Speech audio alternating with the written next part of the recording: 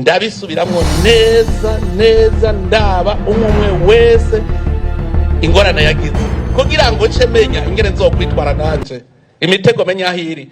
Umurongozi ntaja mu bagore benshi nk'akarorero. Salomo sico camwishe.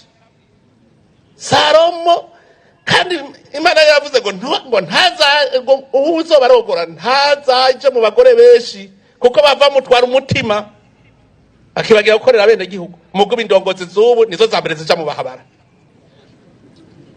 Nta kinyoma kirimo. Abarongozi bubu emwe n'abakozi b'Imana barimwo. Abahabara ikintu citwa bahabara.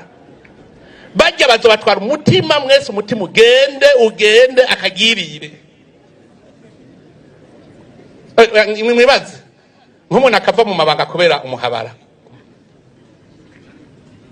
Mutigute afata amahera y'igihugu akayiba acira mu bahabara.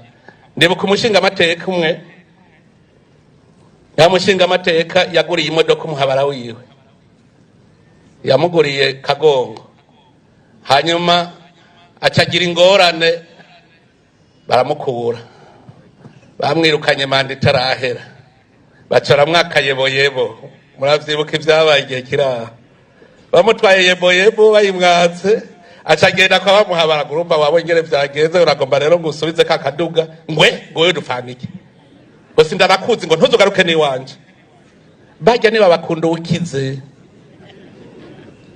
ngira ngo nukubera ari amahera, ngira ngo ibiturire mwakwe mu biturire kugira muje mu bahabara. Abahabara baratwara umutima ndababwire. Nta maraya nta muhabara atera umugisha, shaka ubikore winyegeje Imana irakubona. Nta muntu aba indongozi yibuka mu bagore. Ingo mwirirwa murasambagura, ico mucihanganire cyane.